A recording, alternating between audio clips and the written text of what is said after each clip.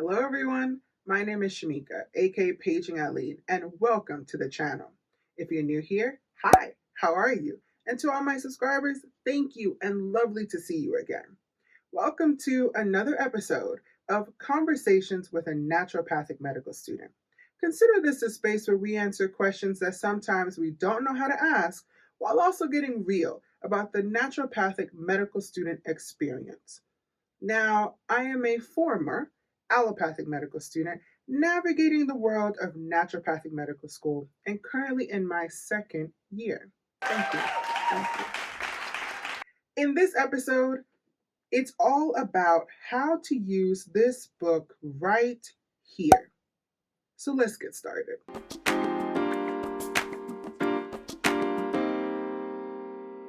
First Aid for the USMLE Step 1 is the official name of this book. However, you will hear titles such as the First Aid book or the USMLE book. I'm here to tell you, they're all the same thing.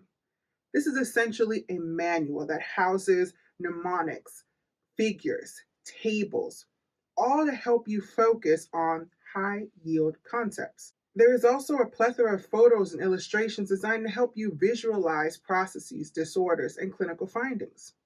This book is designed to help allopathic medical students prepare for the USMLE Step 1. And when I was in allopathic medical school, this book was considered our Bible. Now that I'm in naturopathic medical school, that philosophy still stands in my opinion. This book can be used throughout all of your studies, from basic sciences to pathology, and can be quite valuable when preparing for our boards or the NPLEX. This book is broken down into systems, so you will have chapters such as cardiovascular system or the musculoskeletal system, and even areas for psychology, immunology, and microbiology.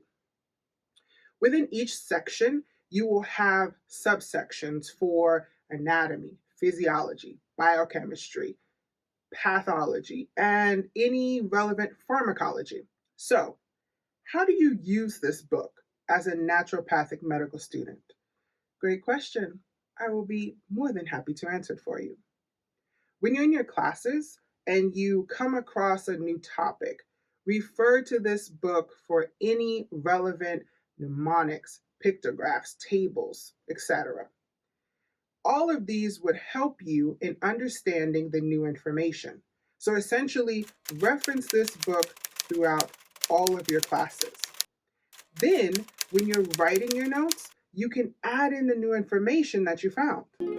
For example, when I was in my biochemistry and genetics classes, I would check my first aid book to see if it had any simple ways to help me remember a lot of the information I was being presented.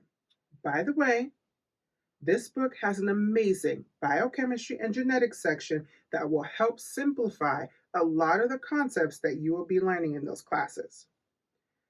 I also want to remind you that the earlier you have the opportunity to peruse this book, the better it is for you as you progress through the program. Take your time, make it your own. This could be you putting tabs in different sections so it's easier for you to navigate through the book. So you don't always have to go back to the table of contents every single time. That can get annoying. Now, that's not to say that you cannot use the index section, where you can easily search for whatever item or topic you're looking for. Also, do not be afraid to highlight, underline, and write little notes. This is your book, so don't act like you're borrowing it from the library. You will find that since our curriculum is organ-based and this book is systems-based, you will have to do a lot of moving around to find specific information. This is where having the tabs and highlighting work in your favor. I, for one, have tabs or labels for all of the systems. There's also a specific table for G protein linked second messengers in the pharmacology section, specifically page 238 if you have the 2020 edition, that I tabbed off because you will hear those messengers mentioned several times throughout your basic sciences. So it's best that you get a handle on them ahead of time. I try to mark off concepts that I refer to the most. In addition, programs such as Osmosis and Picmonic reference this book as well, making it an ultra resource to augment your learning. For example, when you're watching a video in Osmosis, there'll be an external references section that will provide you with the relevant pages within the first aid book. This is an awesome book, and it takes some time to get a feel for it, but I encourage you to add it to your repertoire of resources. And don't hesitate to send me questions. As a matter of fact, comment down below. Let me know how you have been using this book. As always, I leave you with 3 things. Number 1, success is never achieved alone. Number 2, always keep a neuron open, meaning you should always be open to learning new things.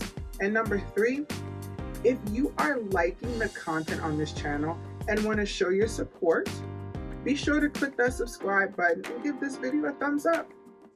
See you in the next episode. Adios.